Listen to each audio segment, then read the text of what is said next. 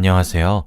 저는 슬하에 눈에 넣어도 아프지 않을 아이가 3명이나 있는 51살인 남자이자 가장입니다. 아니, 가장이었다고 표현하는 게 더 맞는 것 같네요. 현재 첫째와 둘째는 둘 다 딸이고 막내는 아들입니다. 첫째는 중학교를 다니고 있고 둘째는 아직 초등학생이죠. 막내는 태어난 지 아직 몇 달 되지도 않았어요. 늦둥이로 태어났거든요. 저와 아내는 나이가 4살 차이가 납니다. 궁합도 안 본다는 4살 차이죠. 제가 어렸을 때 저희 아버지가 보증을 잘못 서는 바람에 정말 말 그대로 집이 쫄딱 망했었어요. 그래서 저는 어렸을 때부터 돈을 벌어야만 했습니다. 부모님께 자식이라곤 저와 제 남동생 뿐이었죠. 저희 4식구 그래서 정말 아등바등 살았어요. 그래서 저는 가난이라면 치가 떨렸죠. 반지하 월세방에서 잠을 자고 싶어도 잘 수 없었습니다. 눈을 감고 누우려고 하면 샤샤샥 소리가 들렸거든요. 바퀴벌레 소리였죠. 후에 들었는데 아버지와 어머니는 저희 형제와 함께 극단적인 생각을 할 정도로 많이 힘드셨다고 하시더군요.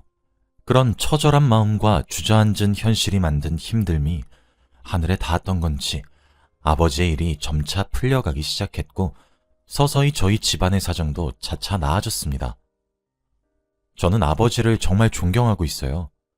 그렇게 척박하고 힘든 환경 속에서도 저희 어머니와 형제를 잘 키우셨으니까요. 아버지의 사업이 풀리면서 다시 일어났고 저는 아버지의 사업을 배우기 시작했습니다. 혹시 후에 겪게 될 수도 있는 아직 다가오지 않은 미래였지만 저는 어느 정도 기반을 다져서 제 기준에 돈이 쌓이기 전까지는 한 번도 쉬지 않았죠. 아마 가난에 대한 혐오가 생각보다 컸었던 것 같습니다. 꽃다운 청춘일 나이에 연애 한번 해보지 못했거든요. 그러다 선을 보게 되었어요. 지금 아내는 바로 그 선자리에서 만난 사람입니다. 첫인상도 좋았어요. 칠흑 같은 긴 생머리에 하얀 얼굴을 가졌고 살짝 미소 짓는 얼굴이 정말 선녀처럼 보였거든요. 저는 바로 첫눈에 반하게 되었죠. 저희는 비록 선을 봐서 결혼했지만 사랑에 빠졌어요. 일단 저는 확실하게 빠졌습니다. 그렇게 우린 6개월간 만남을 이어갔고 결혼을 약속했어요. 만남과 결혼까지 걸린 시간은 1년도 채 되지 않았죠. 아내는 직업이 있는 여자였습니다. 시간이 흘러 결혼 첫 해에 저희는 아이를 출산했어요. 첫째는 딸이었죠. 저는 아직도 그때가 눈에 선해요. 조그마한 아기를 직접 안아보았을 때 말이죠. 몇 년 지나지 않아 저희는 둘째도 낳았습니다. 둘째 또한 딸이었어요. 아무래도 자식들은 엄마 손에 커야 되는 것 같다고 하면서 말이죠. 아내는 직업에 대한 프라이드가 매우 높았는데 자식들을 위해 그런 희생을 하니 저로선 정말 고마운 뿐이었어요. 그렇게 저희 가정은 정말 화목했습니다. 저희 집에서도 시집살이에 시옷자도 꺼내지 않았고 처가댁에서 사위는 백년 손님이라며 어와둥둥 해주셨죠. 저는 아버지 사업을 물려받아 일을 하고 있어서 아이들을 키우는 데 있어 재정적인 부담도 없었어요. 완벽했습니다. 시간이 많이 흘러서 젊었을 적 뜨거운 사랑은 사라졌지만 저는 여전히 은은하게 아내를 사랑하고 있었죠. 그런데 몇 달 전 내 식구가 모여서 저녁을 먹고 있었는데 아내가 제게 할 말이 있다고 하더군요. 밥을 먹으면서 하라고 했더니 둘이서 할 얘기라고 하더라고요. 사춘기인 첫째는 뚱하게 앉아 밥만 먹었고 한창 호기심이 왕성한 둘째는 무슨 비밀 이야기냐고 하며 캐물었죠. 조금 지나서 안방에서 둘이서 이야기를 했습니다. 그런데 아내는 제게 할 말이 있다고 부르고 난 뒤 말없이 물건을 하나 건네어 주더군요. 그건 임신 테스트기였습니다. 2줄이 떠 있었죠. 저는 너무 당혹스러워서 이게 뭐냐고 물어봤어요. 그랬더니 아내는 여보, 요즘 그날이 찾아오지 않길래 나도 이제 나이가 있으니까 폐경이구나 했었어. 그런데 오늘 속이 너무 메스껍고 몸살 기운도 있는 것 같고 딱 우리 애들 임신했을 때랑 똑같더라고. 그래서 혹시 몰라서 낮에 약국에 가서 임신 테스트기 했더니 2줄이 나왔어. 그러고 바로 산부인과에 가서 검사했더니 임신 8주래. 라고 얘기를 하며 제게 초음파 사진도 건네더라고요. 저는 얼떨떨해서 한참이나 초음파 사진만 뚫어져라 쳐다봤습니다. 아무런 말도 하지 않은 제 반응이 어색하고 무서웠던 건지 아내는 옆에서 말을 계속 걸었어요. 저는 여보, 그래도 우리 나이가 있잖아. 이러다가 여보 몸 상하면 어떡하려고. 라고 조금 회의적이게 말을 했죠. 아내는 그래도 이미 생긴 아이잖아. 난 낳고 싶어. 당신이 돈을 못 벌어다 주는 것도 아니고. 응? 이라며 낳자고 하더라고요. 그래서 저희 부부는 신이 주신 선물이라고 생각하기로 했어요. 늦둥이지만 낳기로 결심했죠. 아무래도 아내가 나이가 있는지라 임신기간 저희 가족 모두가 지극정성으로 대했어요. 아이 태명도 행복이라고 지었죠. 이제 애들도 학교에 들어가기도 했고 아무래도 딸 자식들이라 그런지 사춘기가 오면서 아빠를 멀리해서 서운하던 차였는데 행복하기도 하더라고요.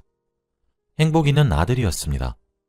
저는 늦게 생긴 제 아들과 뭐를 하며 지낼지 먼 미래까지 상상하면서 살았죠. 행복이가 생기면서 저희 부부 사이도 정말 많이 살가워졌고 가족 사이도 끈끈해졌습니다. 그런데 믿기지 않는 일이 일어났어요.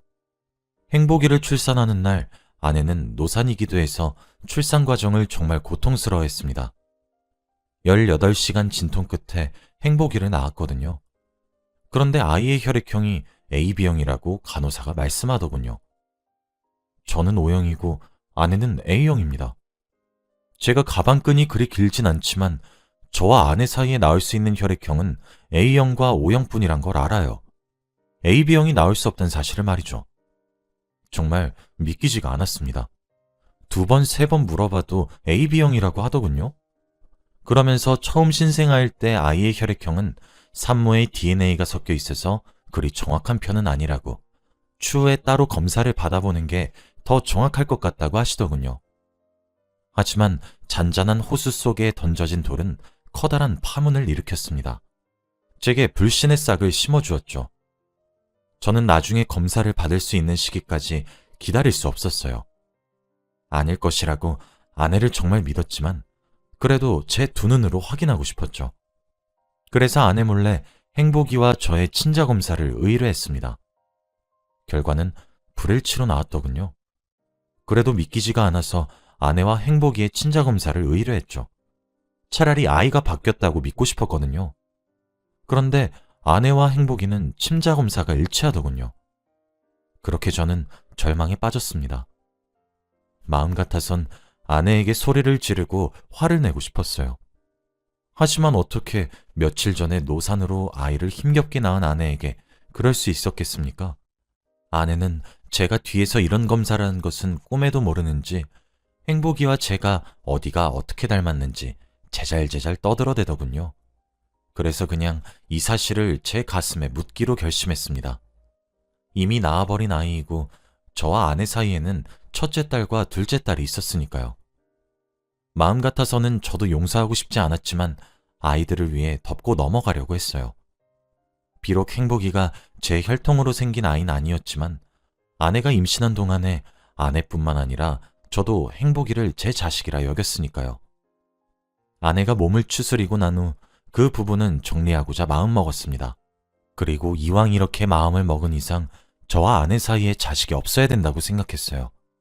제 불안의 씨앗을 사라지게 만들기 위해서였죠. 그래서 그 발걸음을 내딛고자 했습니다. 만약 정말로 저와 제 아내 사이에 늦둥이가 또 생겨버린다면 그 길고 긴 임신기간 동안 저는 너무 괴로울 것 같아서 그 싹을 아예 없애버리려고 했죠. 비뇨기과에 내원해서 더 이상 아이를 가지지 않을 수 있는 수술을 하고 싶어서 왔다고 했습니다. 정관 수술을 하는 이유는 아이가 셋이라서 하고 싶어서 그런다고 말을 했죠. 그리고 검사를 받았는데 진짜 저는 믿기지 않는 결과를 듣게 되었습니다. 제가 원래부터 임신 계획조차 할 수 없는 몸이라고 말씀해 주시더라고요. 의사 선생님은 제게 결과를 알려주시며 조심스레 말씀을 했습니다. 슬아의 자녀가 셋이나 있다고 했는데 친자검사를 의뢰해보는 것이 어떻겠냐고 말이죠. 진짜 그 결과를 들었을 때 참담함과 비참함, 그런 온갖 감정이 들었어요. 말로 표현이 잘 안 되는 것 같네요. 정말 딱 미치고 팔짝 뛸 노릇이었죠. 무슨 정신으로 집으로 돌아왔는지 모르겠습니다. 집으로 돌아온 저는 일단 아무렇지 않은 척을 했어요. 그리고 모두가 잡는 시간에 일어나서 정말 눈물을 머금고 아내와 제 두 딸의 머리카락과 칫솔을 챙겼어요.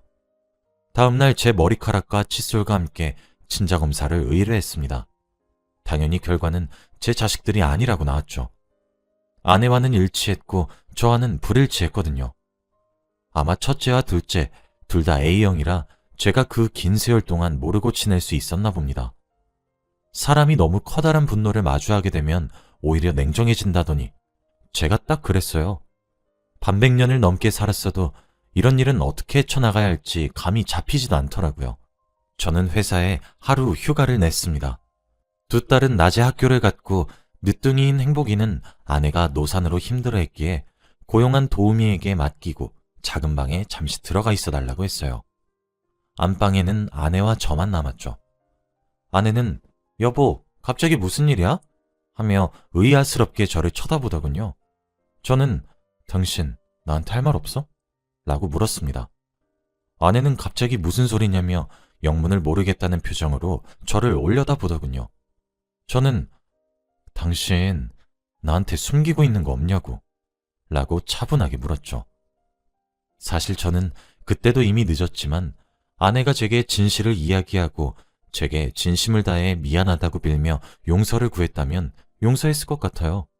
하지만 아내는 뻔뻔했죠. 여보, 갑자기 무슨 뚱딴지 같은 소리야. 오늘 출근 안 해도 돼? 라며 말을 돌리는 아내에게 저는 조용히 서류를 내밀었습니다. 첫째와 둘째, 그리고 막내까지 저희 부부와 친자검사를 한 내역이었죠.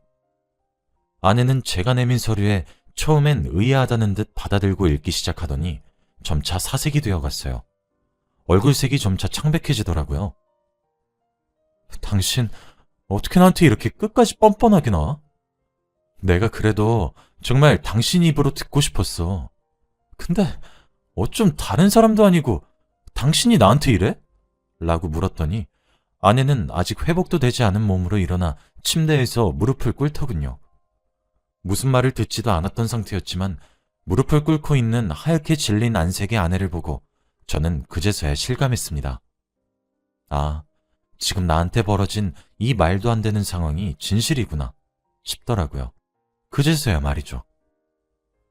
그런 아내의 모습을 가만히 보고 있자니 정말 쏟아붓고 싶은 말이 한가득이었는데 나오지도 않더군요.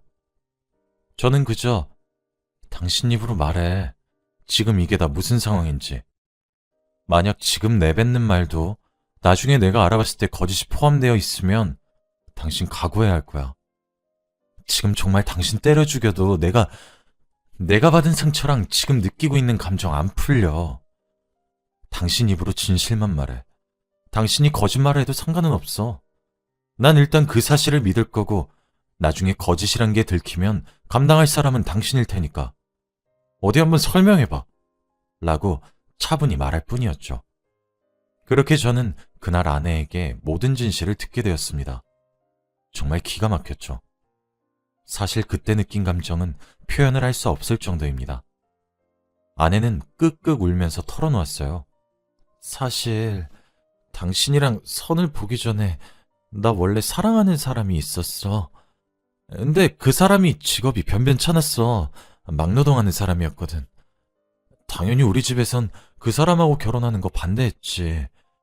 그렇게 거의 강제로 선자리를 나갔고 그때 어거지로 나간 선자리에서 만난 사람이 바로 당신이야.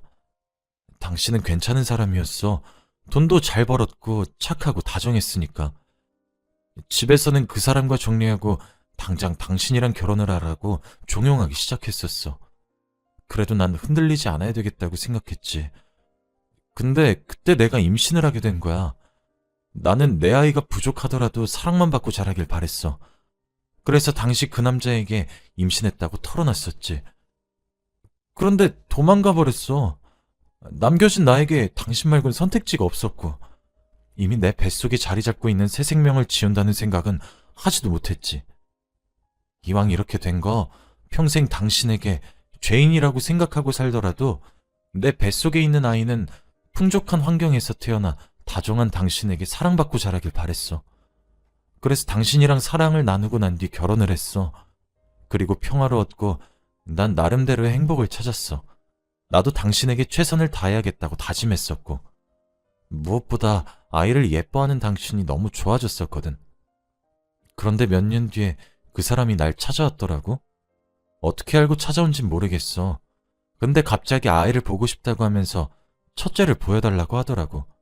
그렇지 않으면 당신에게 가서 모든 진실을 까발리겠다고 협박하면서 말이야. 나는 절대 그럴 수 없다고 했어. 지금 내 남편에게 진실을 말할 수도, 그리고 잘 지내고 있는 우리에게 혼란을 줄 수도 없다고 했어. 그랬더니 내게 돈을 요구하더라고. 5천만 원만 주면 조용히 포기하고 떠나겠다고 하더라. 적금을 하나 깨서 돈을 마련해서 줬어. 2번 다시 내 눈앞에 나타나지 말아달라고 하면서. 그리고 내게 말도 안 되는 요구를 했어. 난 선택지가 없었어. 비록 죄인으로 시작해 이룬 가정이지만 나는 그 평화를 깨고 싶지 않았거든. 그래서 결국 나는 조건을 허락하는 대신 2번 다시 나타나지 않겠다는 약속을 받았지. 아마 그날 둘째가 생긴 걸 거야. 나도 처음엔 둘째가 그 사람 아이인 줄 몰랐어. 그런데 둘째가 커갈수록 자꾸 그 사람을 닮아가는 것 같아서 나도 몰래 당신이랑 둘째 친자검사 의뢰했었어. 결과는 당신이 받은 결과랑 똑같아. 근데 당신이 둘째를 너무 이뻐하니까 나도 정말 용기가 나지 않아서 그냥 이렇게 묻어가려고 했어. 미안해. 나 당신한테 정말 씻을 수 없는 죄를 지은 것은 맞아. 정말 미안해. 라고 아내는 제게 털어놓았습니다. 아내 입에서 진실이 나오면 나올수록 저는 정말 다리에 힘이 풀리더군요. 털썩 주저앉은 저는 그래. 첫째랑 둘째는 그렇다 치자. 그럼 행복인 뭐야? 행복인 누구예요? 라고 소리쳤죠. 아내는 한동안 아무런 말을 하지 않고 입술만 달싹였습니다. 지금 당신이 여기서 나한테 더 숨길 일이 있다는 거야? 당장 말 안 해? 라고 다그치자 아내는 입을 열었죠. 행복이는 아마 혜민이 아빠일 거야. 저는 그때 맥이 탁 풀렸습니다. 혜민이는 첫째 딸의 단짝 친구거든요. 지금 같은 중학교 같은 반이죠.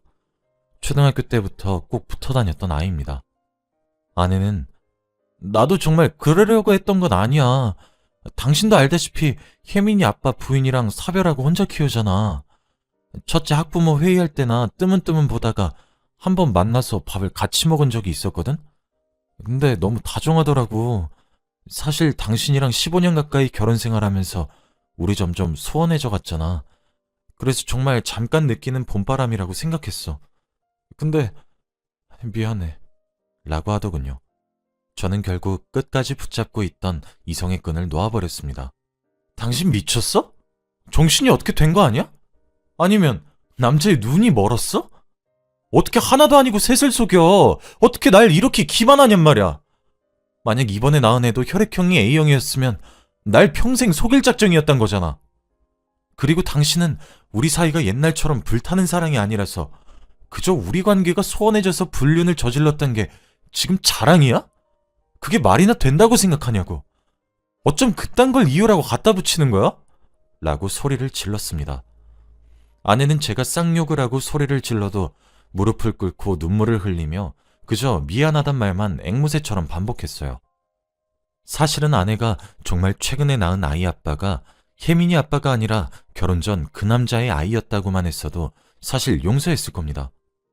애들이 무슨 죄가 있겠어요? 안 그런가요? 이미 내 자식으로 10년 이상을 키워왔고 그래서 아내를 용서했을 거예요. 그런데 막내 아빠가 혜민이 아빠라뇨. 첫째, 둘째 아빠도 그 사람이란 것도 기가 막혀 죽겠는데 어떻게 첫째의 단짝 친구의 아버지란 작자가 막내의 아빠겠냐는 말입니다. 저는 이혼을 결심했습니다. 이혼해. 협의이혼으로 하자. 내가 그동안 같이 산 예정을 봐서 위자료는 청구하지 않을게. 그냥 조용히 몸만 가지고 나가. 당신이 날 속여먹은 그 10년이 넘는 세월 동안 첫째랑 둘째는 내가 딸로 생각을 해버렸으니까 두 아이는 내가 계속 키울 거고 아이들이 커서 어른들의 사정을 이해할 수 있는 나이가 되면 이혼하게 된 이유도 상세히 말할 거야. 근데 당신이 최근에 낳은 막내? 걘 내가 안 키워. 혜민이 아빠한테 가서 양육비를 내놔라 난동을 피우든 고성을 지르든 상관도 하지 않을 테니까 막내만 데리고 몸만 조용히 나가 라고 통보했죠. 아내는 제게 미친 듯이 빌기 시작했습니다. 여보 제발 이혼은 안 돼. 내가 잘못했어. 내가 정말 미안해. 죽을 죄를 졌어. 진짜 평생 당신한테 죄인으로 살게. 어? 제발 이혼하자고만 하지 마. 라며 바지가랑이를 잡고 매달리더군요. 저는 그런 아내를 뿌리치며 말했습니다. 아니, 내가 봤을 땐 당신 그거 정신병이야. 일주일 안으로 짐 싸서 친정으로 가든 혜민이 아빠 집으로 들어가든 당신 알아서 해. 일주일 안으로 집에서 막내랑 당신 안 나가면 그땐 내가 어떻게 하나 한번 지켜봐. 당신도 알지? 나 지금 많이 참고 있단 거 말이야. 라고 말이죠. 그리고 저는 집을 나왔어요. 일주일 뒤 집으로 돌아가 보니 아내는 친정으로 간 모양이더라고요. 처가댁에서 전화가 오는데 아내 입에서 어떤 말을 들었는지 몰라도 제게 미안하다고 염치 없지만 용서해주면 안 되겠냐고 하더군요. 저는 더 이상 제게 연락하지 않으셨으면 좋겠어요. 아내한테 모든 진실을 들으셨으면 제게 전화 이렇게 못하세요, 장인어른. 지금 장인어른이랑 장모님이 알게 된 일은 빙산의 일각일 겁니다. 두 번 다시 제게 전화하지 마세요. 라고 끊었어요. 아직 저희 부모님께는 말을 하지 못했습니다. 나이도 많이 드셨는데 어떤 충격을 받을지 몰라서 조심스럽네요. 현재는 아내에게 협의이혼 서류를 내밀었지만 아내는 그저 미안하다, 잘못했다고 말을 하며 제게 매일같이 연락을 해옵니다. 계속 질질 끌 것 같아 조만간 마무리 지으려고 해요. 협의이혼을 해주지 않는다면 이혼소송을 하는 쪽으로 생각하고 있습니다. 변호사도 알아봐야 되겠죠. 초등학생 딸은 엄마를 매일 밤 찾지만 눈치를 보는 듯 합니다. 중학생인 첫째도 엄마를 찾을 줄 알았는데 그렇지도 않네요. 마냥 사춘기라고만 생각했던 딸인데 며칠 전엔 글쎄 그 작은 몸으로 퇴근한 저를 꼭 안아주면서 아빠 힘내 라고 하더군요. 아이가 아장아장 걷고 다니고 아빠라고 처음 불렀을 때가 엊그제인 것 같은데 벌써 다 컸나 봅니다. 아마 첫째에게는 제가 조만간 진실 중 일부분을 얘기해도 될 것 같다는 생각이 드네요. 그리고 나서 둘째는 첫째와 제가 어떻게든 달래보려고 해요. 사실 아직은 아무것도 정리된 것이 없어요. 하지만 그저 가난을 피해보겠다고 열심히 앞만 보고 달려서 그런지 이런 일을 하소연할 친구조차 근처에 하나 없다는 사실은 조금 슬프네요. 그래서 이렇게 글을 쓰게 되었습니다. 제 긴 하소연을 읽어주셔서 감사해요. 읽어주신 분들 모두가 제게 주어진 이 시련들을 잘 풀어갈 수 있길 기도해 주세요. 제 이야기를 들어주셔서 감사합니다.